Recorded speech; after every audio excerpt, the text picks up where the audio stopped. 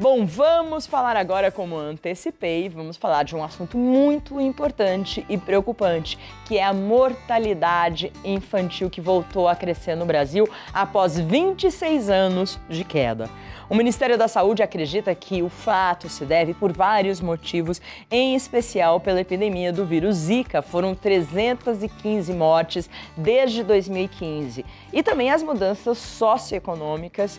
Dados recentes, no entanto, mostraram que a vacinação em crianças, um importante fator para a redução da mortalidade, que falamos agora na pauta anterior, atingiu o menor nível em 16 anos. Isso não pode acontecer, né, gente? Para a gente entender melhor todos esses dados, eu vou bater um papo com a jornalista Bruna Pellegrini, que já está aqui. Tudo bem, Bruna? Bem-vinda ao nosso programa Manhã Leve. Tudo bem? Você faz parte de uma ONG. Exato. Primeiro explica o que faz a sua ONG. Eu trabalho no CREM, que se chama Centro de Recuperação e Educação Nutricional. Sei. É uma ONG que há 25 anos trata crianças e adolescentes com algum tipo de desnutrição. O CREM nasceu quando, historicamente, a desnutrição no Brasil era subnutrição. Então, eram crianças que tinham alguma redução de nutrientes e isso afligia a saúde delas. Mas, desde 2006, a gente atende crianças com obesidade. Obesidade, que também é um problema de nutrição. Exato, é um outro tipo de má nutrição.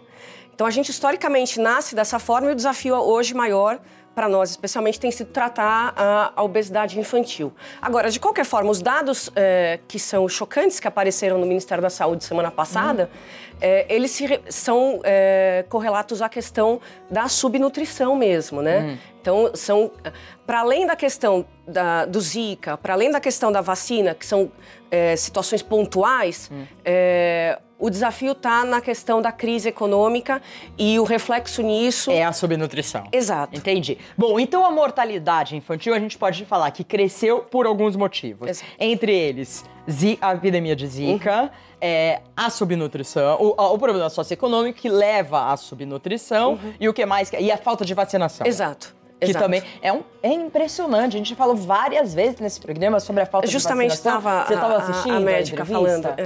Então, o número também aumentou de mortes por H1N1. Pois é. Né? Você acha que é o quê? São as notícias falsas? O que é que acontece com... Sem dúvida existe essa questão, sim, das fake news que atrapalham muito, especialmente na área da ciência, né? A ciência é uma das coisas em que as pessoas mais acabam por propagar notícias que recebem, não checam e estão achando que estão fazendo um benefício e de fato não estão fazendo. Então elas estão dando uma receita de uma coisa que não funciona, estão fazendo alguma dica de alguma coisa que não funciona. A gente vai sentir evidentemente isso agora no período eleitoral por outras questões, mas a área da ciência é uma das mais que historicamente, na verdade, muito antes da gente usar esse termo fake news, historicamente já existia essa coisa de que você não tinha a pique internet. A cebola, não guarde na geladeira, mas era o boca a boca. Exato. Agora você tem a tecnologia e as pessoas, assim, isso que você falou, ela pensa que tá fazendo um bem, então ela passa por WhatsApp lá para um monte de gente e no fundo não é uma informação verdadeira e isso é muito complicado. Quando você passa alguma coisa, tem que checar. Não adianta, não vai passar para o outro se você não tem certeza. Ou se não é de uma fonte muito segura, né? De jornalistas que apuram isso e aquilo. Bom, então a mortalidade infantil, quanto que cresceu mesmo, Bruna? O dado de... Então ele cresceu, a gente imagina que a gente vinha numa queda até... Desde 1990 a gente tinha uma queda, então são 26 anos de queda, e teve um aumento de 2015 para 2016, esses dados demoram um pouco para serem consolidados, né? De 4,8% de aumento. É pequeno, do ponto de vista numérico, absoluto, sim. Mas é um sinal de alerta muito sério. Não, mas é uma vida nunca pode ser perdida. Exato, exato. E a gente tinha um orgulho enorme no Brasil, que a gente tinha saído do mapa da fome e tal. A gente está num momento de sinal de alerta para voltar para o mapa da fome. A Unicef fala isso e tal.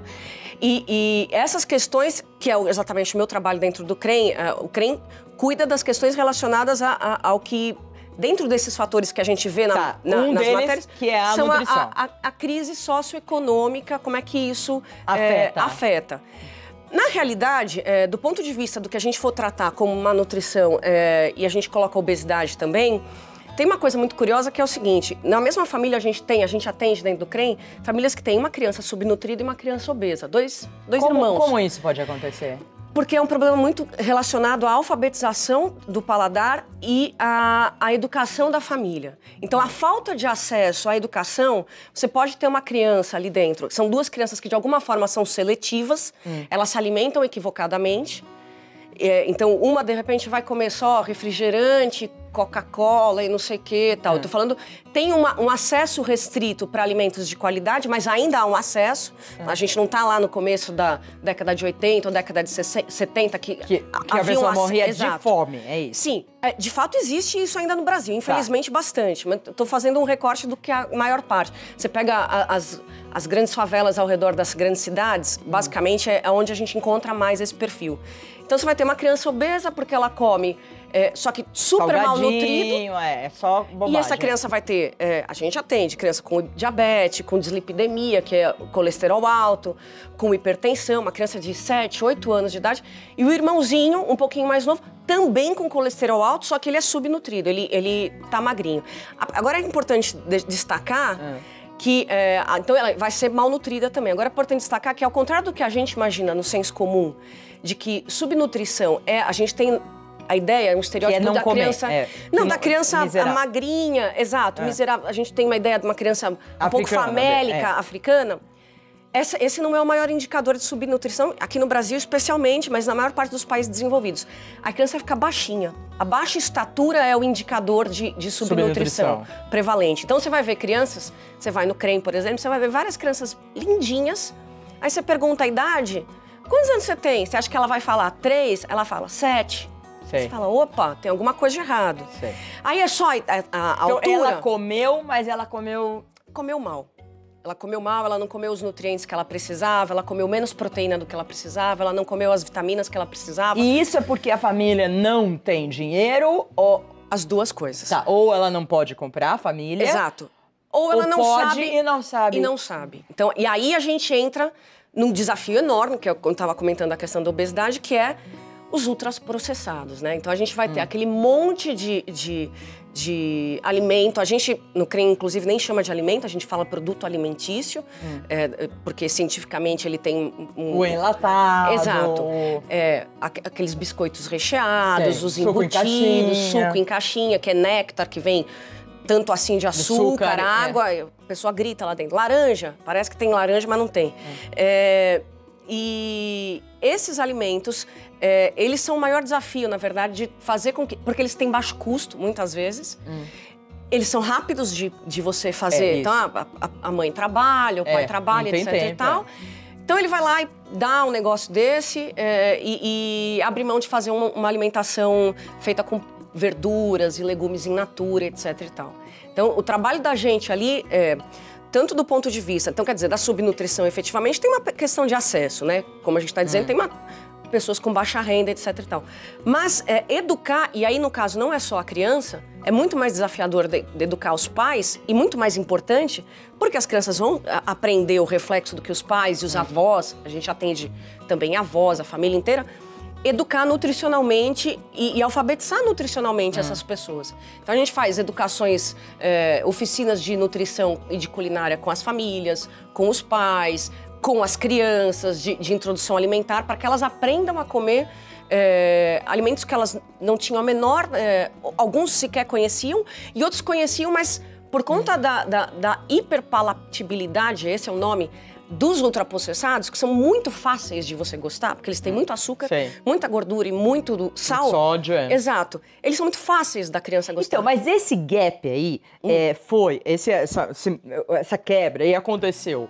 Porque as avós, geralmente, elas cozinham, né? As avós ainda cozinham e tal. O que aconteceu foi meio que na minha geração, que tenho entre 40 e 50 anos, que a mulher passou a trabalhar muito, E o número de processados aumentou muito. Então, Exato. é a fome com a vontade de comer ali. E aí, a gente começou a consumir e os nossos filhos, por consequência, têm problema. Tanto que o problema, ele também existe nos Estados Unidos. Na Europa, acho que menos. Porque eles cultivam mais o alimento saudável. Tá? Depende do país. Você vê, por exemplo, o Jamie Oliver na Inglaterra tem uma frente de trabalho muito grande, exatamente porque eles têm um crescimento de obesidade também lá, né? Tá. Historicamente, a Europa é um pouco mais...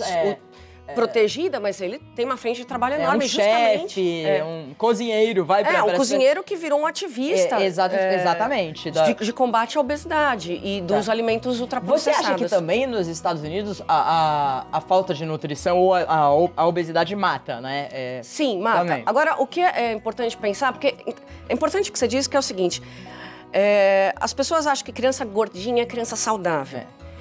A exceção das crianças que, de fato, estão sendo amamentadas exclusivamente por leite materno e aí ficam gordinhas, porque às vezes algumas ficam mesmo, a exceção disso, obesidade em criança nunca é saudável. Não é saudável. A gente tem uma ideia equivocada em relação a isso. A gente acha que a criança está saudável, gordinha. Esse estigma é muito desafiador de romper. É muito desafiador. Você vem culturalmente, Exato. dos avós e tudo, Exato. né? Agora, você fez uma menção importante aí, que era os avós cozinhavam e tudo mais. Aí houve esse gap, essa ruptura, porque houve uma introdução das mulheres no mercado de trabalho e teve uma ascensão dos produtos ultraprocessados. E aí tem a gente chama de um processo de desenraizamento cultural. As pessoas perderam a questão do alimento, por exemplo, né? a alimentação brasileira é muito saudável. Arroz, feijão. Tem um pouco de proteína, tem um pouco de amido suficiente, carboidrato, tem salada, tem legume, ela é muito efetiva já. A gente perdeu essa noção. E aí o que acontece com a ascensão da classe, a gente teve mais de 33 milhões mais ou menos de brasileiros que ascenderam nos últimos 10, 15 anos. Mas essa ascensão veio muito do ponto de vista econômico e não cultural. Essas pessoas quiseram oferecer, muitas vezes, aquilo que elas não tiveram. Então, eu vou querer dar o iogurte, né? Eu vou querer dar aquele iogurte que passa na televisão, que eu sempre quis comer e eu não podia. Eu vou querer dar aquele monte de pizza. Claro, não, claro, justo, que a propaganda razoável. é uma propaganda enganosa também, muitas vezes. Exatamente. Né? Fala que, sei lá, e inclusive para criança, né, tem uma série de cuidados e tal. Exato. Então, assim, e aí o desafio é isso, é uma questão cultural, a gente tem o problema de acesso, mas a gente fala que lá dentro do CREM, na década de 80, quando era só uma questão de acesso, de falta de... Era mais razoável e efetivo fazer com que aquelas famílias fossem educadas do que hoje, que elas têm acesso, mas você tem que parar para pensar e falar assim, olha, aquilo que você está fazendo, a gente entende que é com amor, mas tem um jeito melhor de fazer. Explicar isso de uma forma delicada e que vá se sedimentando é muito desafiador. É um trabalho de formiguinha, assim, né? Sei, mas também tem movimentos hoje grandes na internet, que acho que é o grande divulgador de movimentos positivos e também de negativos, de não só de culto ao alimento. Nunca eu vi tantos nutricionistas formadas no mercado. Na minha época não tinha essa coisa de ir no nutricionista, criança ir no nutricionista. Não existia isso. A gente tem um quadro de nutrição toda segunda-feira aqui, que se a pessoa quiser, ela vai aprendendo. Se assistiu 1 ano e meio desse programa aqui, aprendeu alguma coisa. Não é possível, porque eu aprendi aqui fazendo. Então, assim, pra usar talos, enfim, de tudo, de vitamina, de mineral, que tem na alimentação, né? Então, sem dúvida. Esse culto à nutrição também e à alimentação saudável, tem um movimento negativo aí que vocês estão trabalhando, mas também tem um começo aí, ou já está bem enraizado. Um movimento em prol da comida de verdade, né? Isso. Da alimentação in natura. Existe. Agora, a briga é um pouco desleal, porque você parar para pensar que a indústria de alimentos e bebidas tem muito dinheiro. E a regulação das propagandas não são de uma forma que convém do ponto de vista do que os cientistas da área acham, né? Mas quer dizer, a criança fica suscetível mesmo a querer aquilo. É muito desafiadora a balança. Mas a criança, minha filha que tem 12 anos, ela já chegou para mim e falou assim, mãe, isso aí não é verdade, né? Você vem numa propaganda. Porque, às vezes, assim, a tendência é que a TV vai segmentando e diminuindo, e que a internet vai ampliando. E na internet você não tem propaganda. né? Ou se você tem, é segmentado, são diferentes formas de propaganda. Então, a ideia que isso também vai... É que no Brasil é difícil, né? Exato, há um movimento, sim, sem dúvida há esse movimento, sim, de cuidar da alimentação e fazer, na verdade, um resgate do que já foi. É um resgate do que já foi. É que entrou muita coisa no mercado. Você vai ao supermercado e é horrível, assim, quem quer ficar numa dieta saudável, você vê muita opção. Sim, percentualmente é muito maior, E eles têm estudos, você sabe disso, de colocar nas estantes lá o que mais... Quando você vai pagar, você vê um chocolatinho e não sei o que, isso e aquilo... É desafiador você fazer então, é um trabalho sem consumir, assim, né? É um trabalho de educação e consciência mesmo. Por isso que quer dizer, há que se fazer uma conscientização, porque você vai ser bombardeado para você fazer... Você está remando contra a corrente. É possível fazer isso? Tem um grupo maior de pessoas fazendo isso hoje? Tem um grupo maior de pessoas.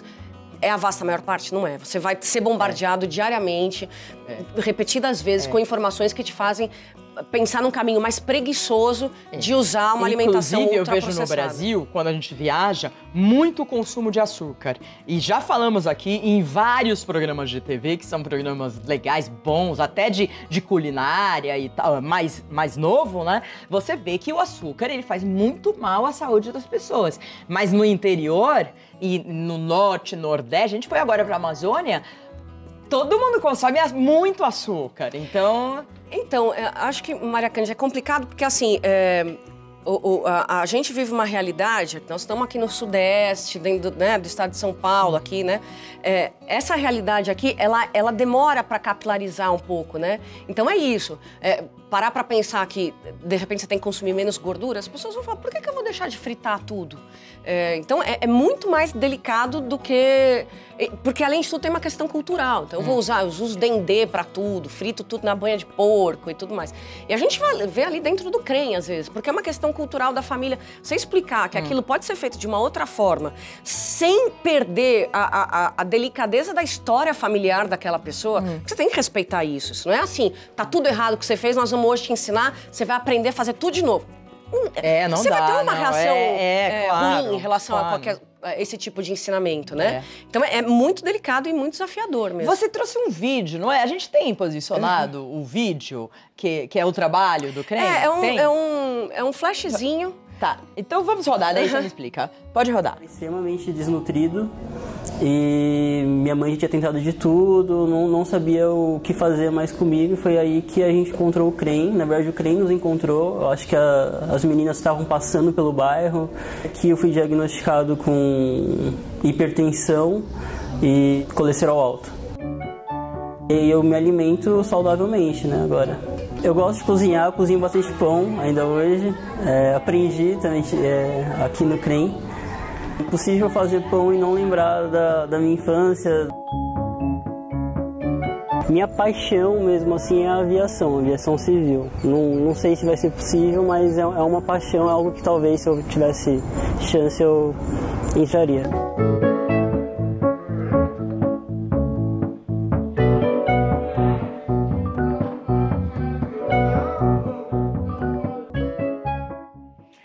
A desnutrição, ela pode diminuir em 19 anos a vida de uma pessoa? Exato. Exatamente, porque o que acaba... Tanto a obesidade como a desnutrição, a pessoa... Isso, né? Porque o que acontece se a gente pegar o subnutrido, se ele não vai a óbito, ele vai crescer pouco e necessariamente ele vai desenvolver doenças que o obeso também tem. Então, os dois, na vida adulta, vão desenvolver hipertensão, diabetes, cardiopatia, colesterol alto, eles vão desenvolver essas doenças. Tanto o subnutrido, que antes era pequenininho e tal, ele vai virar um obeso, uma pessoa com excesso de peso, e o obeso vai seguir dessa forma. Essa pessoa tem, do ponto de vista, esse é um dado da Organização Mundial de Saúde, ela vai viver 19 anos a menos de vida. É impressionante, Bruna. Olha, quero te parabenizar pelo seu trabalho. Continue, porque vale a pena. Cada um que você sabe, que nem é o Leandro, que foi? Gabriel, 24 anos, estava mal e tudo, hoje já aprendeu, né? Contatos, gente, para vocês, www.crem.com engenavio.org.br. Telefone para você tirar dúvida, 0 operadora 11 3218 2410. E se você quiser for lá no Facebook e Instagram, CREM só, C-R-E Engenavio. Vai lá que com certeza você vai gostar. A gente tinha um Skype, inclusive, mas não vamos passar, né? O Skype também é de problema de sobrepeso. A gente ganhou 2 minutos agora. Queria que você desse as palavras finais, Bruna. O que você gostaria de falar para as pessoas? Olha, pensando justamente no público alvo de vocês, tá? Eu acho que é importante, se as pessoas conseguirem entender o risco que é fazer uma alimentação pensando em ultraprocessado, para quem tem a oportunidade de poder fazer uma alimentação de qualidade, isso faz uma diferença enorme na vida das pessoas. E fazer uma alimentação à mesa, com as pessoas reunidas, aquele momento é importante. Desligar a televisão, tirar o celular da mão, para todo mundo entender o que está fazendo ali. É quase um ritual e isso faz com que as pessoas sintam os sabores, aprendam a comer de uma forma efetiva e, de fato, isso vai gerar mais tempo de vida para a pessoa. Eu acho que isso é das informações mais importantes. Tem muita gente com mais de 60 anos que assiste o nosso programa. São os avós. São as avós. O que você gostaria? Porque o idoso também pode ter anemia, subnutrição e tudo, né? Sem dúvida. A diversidade de alimentos é a coisa mais importante pra gente. O CREM não faz dieta. A gente não aplica dieta pra ninguém. As pessoas podem comer absolutamente de tudo, inclusive aquilo que a gente não recomenda comer. Mas desde que ela entenda que aqueles alimentos que não são bacanas, eles têm que estar numa coisa muito rara de se comer, porque a rigor o que você tem que fazer é comer comidas que são in natura. E isso faz muita diferença para mastigar lá. Mastigar, é mais descascar e menos desembalar. Você cada vez mais descascar os alimentos crus e menos tirar do pacote. Quanto menos você tirar do pacote, mais você conseguir fazer com que aquilo seja uma fruta que você descascou, a banana que você fez picada, você colocou com aveia, você comeu já. É muito melhor, muito mais saudável e vai te dar fazer o alimento é também um ritual muito importante que acaba reunindo as pessoas ao redor daquilo. Isso é extremamente saudável, não só do ponto de vista clínico, mas mental também. Então, a gente acredita e vê esse tipo de transformação acontecendo nas nossas famílias.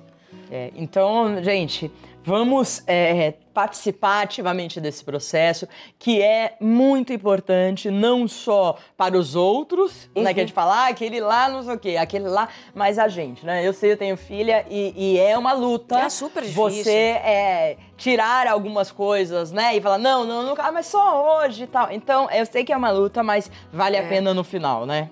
Bruna Pellegrini, jornalista, de novo o site www.crem.org.br, o telefone 0 operadora 11 3218 2410, Facebook e Instagram é muito fácil, só CREM, você vai lá e você já segue, deve ter várias dicas lá no Facebook e Instagram de vocês. Bruna, muito obrigada. Gostei muito do trabalho de vocês, queria de repente que acompanhar vocês um dia ou nossa repórter acompanhar. Certeza. Vamos fazer essa seria ótimo. ponte aí, Vamos tá bom? sim. Muito obrigada, Bruna.